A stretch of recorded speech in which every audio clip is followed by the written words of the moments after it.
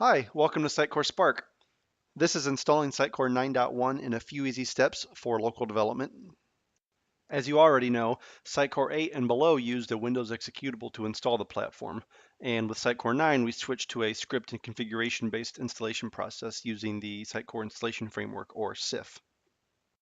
Thanks to a longer list of application and security prerequisites, a lot of developers found it was much more complex to simply get a development environment up and running with Sitecore 9. Thanks to the wonderful Sitecore community and due to changes made with the Sitecore 9.1 installation process, getting a local development environment set up is easier than ever. So let's go through that process now. Before we get started, let's go over a couple of basic housekeeping items. First, the goal of this video is to walk through an easy local Sitecore 9.1 installation intended for development environments. This will include the full Sitecore platform, which means we will be installing the Sitecore Identity service along with XDB features. We are assuming that all hardware requirements are met, so that generally means you're running on a quad-core processor with 16 gigs of RAM and 100 or so gigs of free available hard drive space, although those requirements in the development capacity are flexible. One final note, because this video is being produced with the Sitecore 9.1 technical preview, there is a chance that some of the file names and paths you see in the scripts on screen might change in the final release, but overall the full installation process should be the same. Let's look at the overall installation process. First, we need to confirm all of our application prerequisites. Next, we want to obtain all of our installation media, which includes all the necessary zip files from dev.sitecore.net, along with things like your license file.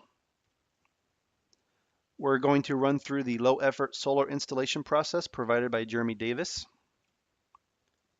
Then we're going to go ahead and install and configure the Sitecore installation framework, which is relatively quick. And finally, configure and run the Sitecore installation. Step one in this process is to review platform and application prerequisites. So the first part of that is basically covering stuff like operating system, Windows 10 in this case, SQL Server 2016, Service Pack 2 or better, the Java runtime environment, which is going to be used to run Solr, Microsoft PowerShell 5.1, which is going to be used just about everywhere in modern Sitecore development, and finally, IIS 10 is now a requirement. In terms of application and software prereqs, Sitecore 9 introduced a pretty lengthy list of tooling. Sitecore 9.1 makes this list trivial to deal with because the installation process includes checks and downloads for all these features. So as developers, we don't need to worry about these anymore. In case you're curious what that process looks like, there is a Prerequisites.json file now included, which lists all of the prerequisites that Sitecore is looking for, along with the download locations. Step 2, let's gather all the necessary installation files. Make sure you have your Sitecore license file handy. You'll want to go ahead and download the on-prem XP0 instance packages, the web deploy packages. This is available at dev.sitecore.net. Finally, Jeremy Davis contributed an excellent script to the Sitecore community. It's called the low-effort Solr install.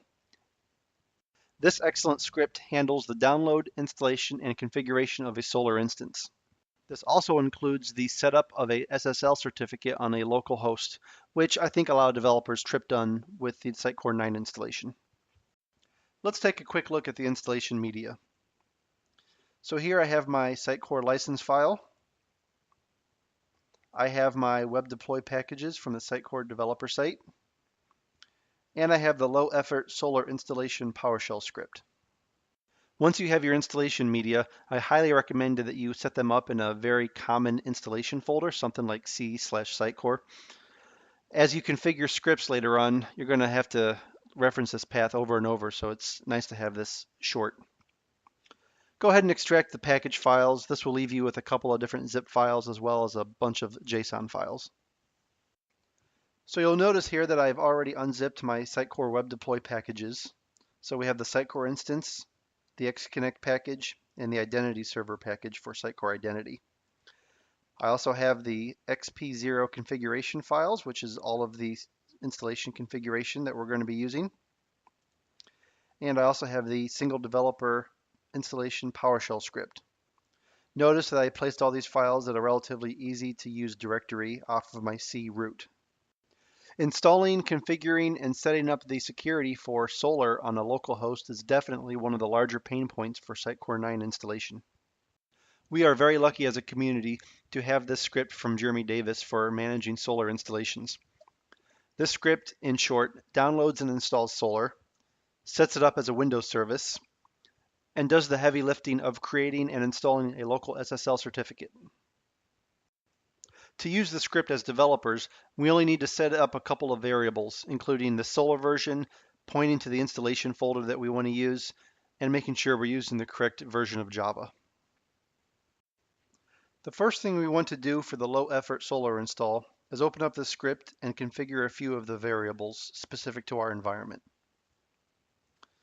So here's that file, and the first thing we want to do is make sure we update this to grab the latest version of Solr that Sitecore 9.1 requires. In this case, 7.2.1. For the installation folder, I'm going to put this at a different directory right here.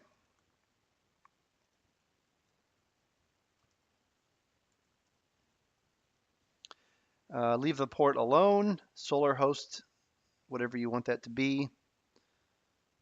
The non-sucking service manager version is fine at 2.24.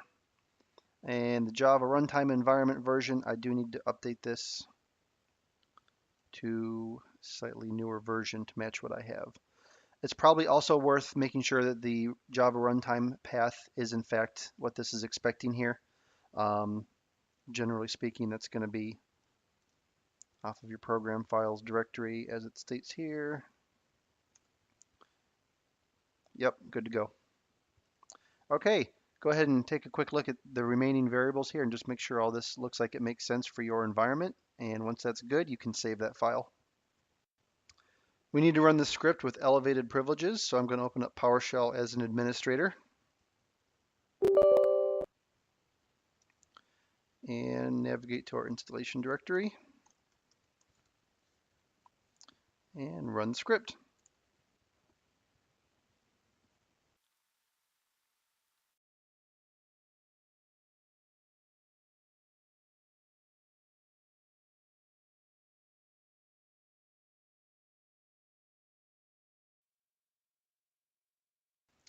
All right, so now with very minimal effort, I have Solr working securely on my localhost.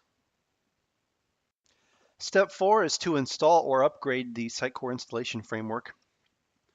So your options, if you have Sitecore 9 on your machine already, you probably already have SIF version 1 installed. So upgrading would be your path. Alternatively, you can also install from the online repository, or you can install SIF from a local source. For this video, I will be installing SIF from a local source.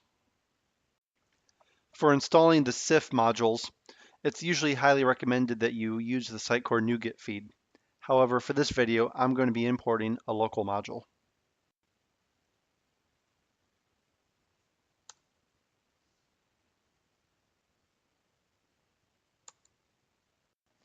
Finally, we arrive at step 5, configure and run the Sitecore installation script. You will be using a Sitecore provided PowerShell script to kick this process off. Our job will be to configure a couple of variables near the top of the script. This includes the Sitecore instance prefix, the installation root directory, the Solr URL, SQL Server information, and a few other basic variables that we'll get to in a moment. Finally, once we're all set up, we're going to run the script and get ourselves some coffee. All right, to get started with the final step, we want to configure our installation script with some environment-specific variables. So I'm going to open this up here and work my way down this list. Prefix, you can change this if you want to have multiple Sitecore instances. It's really just an identifier. The Sitecore install root, as you can see, I set this to the installation directory that we're using. You want to make sure your Solr URL does match the Solr instance that was installed earlier. By default, with the low-effort Solr install script that we used, this will be Solr at port 8983. Ensure that your Solr root directory points to the location that Solr is installed. You might want to verify that your Solr service name matches. And then you want to go ahead and make sure that your SQL Server information, including the SQL Server instance name, the user, and the password, are all configured properly. Finally, because I tripped on this earlier, go ahead and verify that the path to the developer configuration file is accurate. In this case, I had to pull the configuration files out of this directory and move them up one into the root. So I have copies of those right here.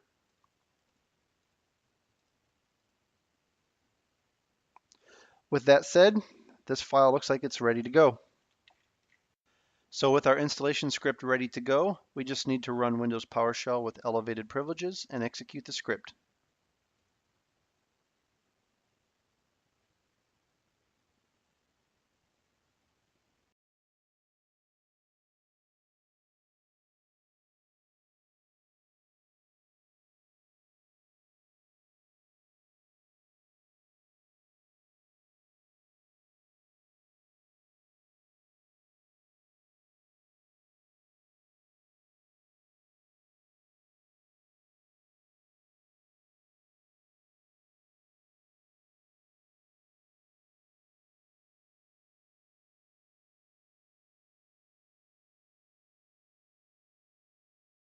And with that, we have a working instance of Sitecore, so let's go ahead and verify that.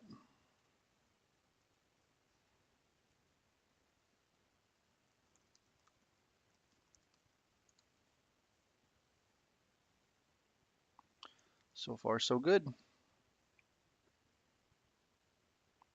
And there we have it, Sitecore 9.1, up and running with XDB.